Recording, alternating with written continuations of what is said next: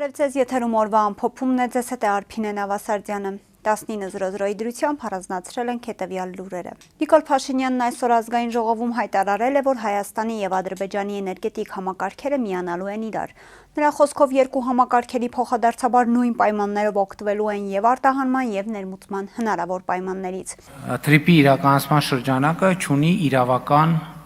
իրավական պարտադիր ուժ, որովհետեւ դա հայտարարություն է երկու կառավարությունների եւ նախկինում էլ խոսել ենք դրա մասին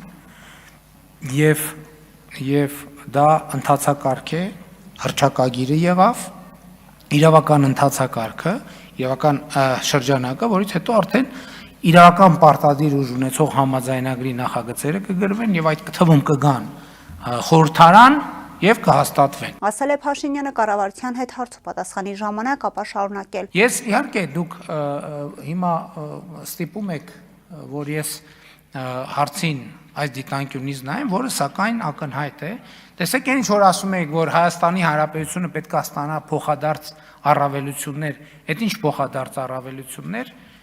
ամոթել է, որ մենք դա չենք նկատում, բայց հարգելնես, մենք արդեն ստացել ենք այդ փոխադարձ առավելությունների մի մասը։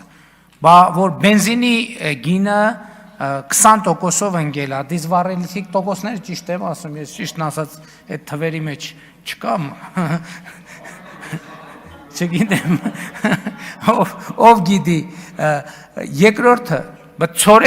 ծորենա ներկրվում Հայաստանի Հանրապետություն, Ռուսաստանից և Ղազախստանից, ընդ որում տարբեր ընկերությունի կողմից, դա փոխադարձ առավելություն չի։ Ամենայն հայոց կաթողիկոս Գարեգին երկրորդի հրաժարականը պահանջող տիրադավների խորհուրդը, որի կազմում է նաև Նիկոլ Փաշինյանը, կոչ է արել չեղարկել արտերկրում եպիսկոպոսատ ժողով գումարելու մայրաթոռի որոշումը։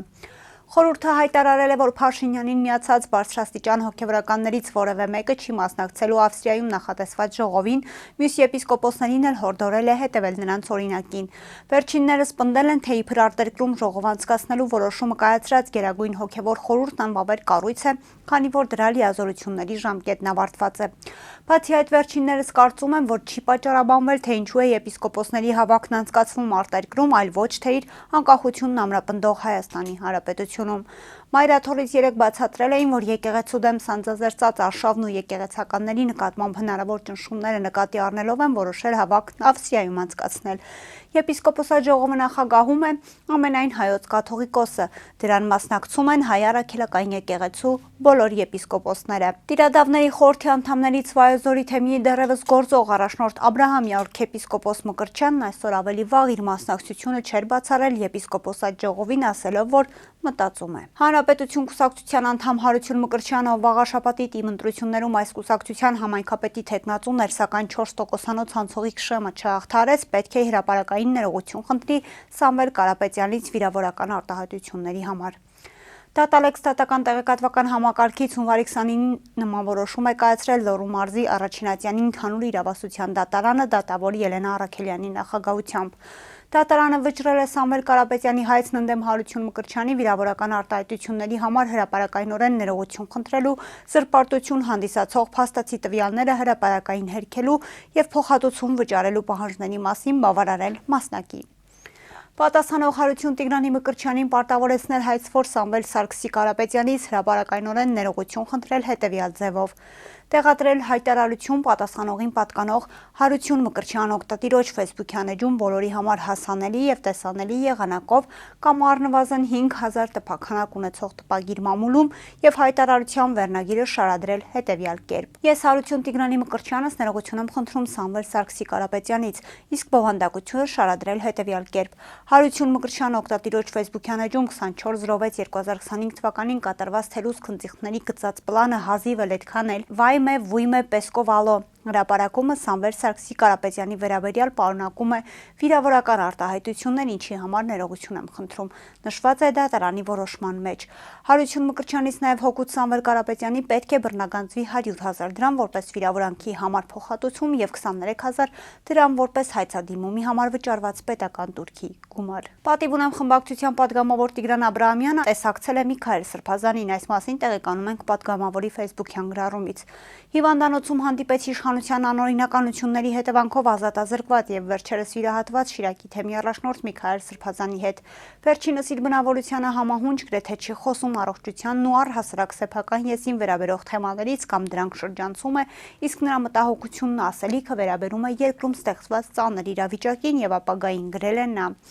Տիգրան Աբրահամյանը շեշտել է, որ Միքայել Սրբազանը խղճի բանտարկյալ է, ով այս իշխանությունների բռնաճնշումների եւ մայրաթոռի դեմ ավելի չարշավանքների հետևանքով ազատությունից զրկվել է եւ շարունակական ապօրինի հետապնդումների տակ է։ ԿՊԱ-կան պատգամավոր Հռիփսիմե Հունանյանը հրաժարվել է ազգային ժողովի առողջապահության հարցերի մշտական հանձնաժողովի նախագահի պաշտոնից։ Լավագույն առաջնորդությունը սեփական օրինակով առաջնորդությունն է։ Առաջնորդվելով այս ուղենիշով որոշել եմ հրաժարականի դիմում ներկայացնել ազգային ժողովի առողջապահության հարցերի մշտական հանձնաժողովի նախագահի պաշտոնից։ Միաժամանակ որոշել եմ ինքնաբացարկ հայտնել առաջիկա խորհրդարանական ընտրություններում քաղաքացիական պայմանագիր կուսակցության համամասնական ցուցակում ընդգրկվելուց։ Իր Facebook-յան էջում գրել է նա.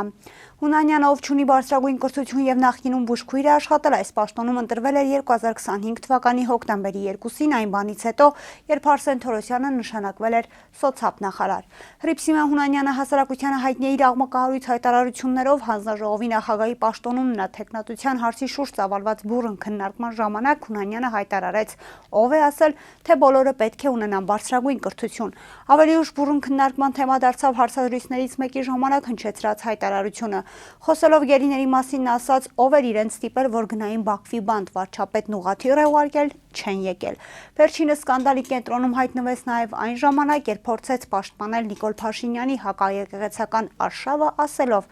Եթե կաթողիկոսը սուրբ է, ես էլ սուրբ կույս Հռիփսիմեն եմ, որդուս հայրն էր Սուրբ Սարգիսը։ Օրերս էլ Հունանյանը ԱԺ-ում հայտարարել էր, որ մեր պետությանը միայն զինվորներ պետք չեն, մեր պետությանը նաև գլուխներ են պետք։ Ադրբեջանի իշխանությունները մեկնարկել են օկուպացված Արցախի հանրապետության մայրաքաղաք Ստեփանակերտի վերաբնակեցման գործընթացը ադրբեջանական ապագործակալության փոխանցմամբ այսօր ադրբեջանցի վերաբնակիչների առաջին խումբը ժամանել է Ստեփանակերտ։ Ադրբեջանական իշխանությունները հայտնել են, որ օկուպացված Ստեփանակերտ տեղափոխված ադրբեջանցիների ընդհանուր թիվը 162 է, ընդհանուր առմամբ 36 ընտանիք։ Վերաբնակիչների ամենամեծ խումբը 15 ընտանիք Բաքվից է։ Նույն աղբյուրը հայտնում է, որ բռնազավթված Արցախի տարածքում վերաբնակեցված ադրբեջանցիների թիվը հասել է 26500-ի։ Հիշեցնենք, Ստեփանակերտը Ադրբեջանի վերահսկողության տակ անցավ 2023-ի սեպտեմբերի վերջին, երբ սեպտեմբերի 19-ին մեկօրյա ագրեսիայի հետևանքով Արցախի բնակչությունը բռնի տեղահանության ենթարկվեց ու տեղափոխվեց Հայաստան։ Հունվարի 29 ավտովթար է տեղի ունեցել Կոտայքի մարզում ժամը 19:10-ի սահմաններում Հրազդան քաղաքի Ջրարատ թաղամասում Արարատի մարզի բնակիչ 49-ամյա Արամսն իր վարած Volvo Magnus-ի ցեմենտավոզով դուրս է եկել ճանապարհի երթևեկելի գոտուց եւ կողաշրջված հայտնվել ծնակույտերի մեջ։ Ինչպես հայտնում է ֆոտոլրագրող Գագիկ Շամշյանը, վթարի հետևանքով վարորդը մարմնական վնասվածքներով տեղափոխվել է Հրազդան բժշկական կենտրոն։ Վթարի փաստով քննչական վարչությունում նախաձեռնվել է քրեական վարույթ։ Շամշյանի տեղեկություններով ճանապարհը պատված է եղել ձյան շերտով եւ մերկասառույցով։ Կհանդիպենք վաղը, առողջ եղեք։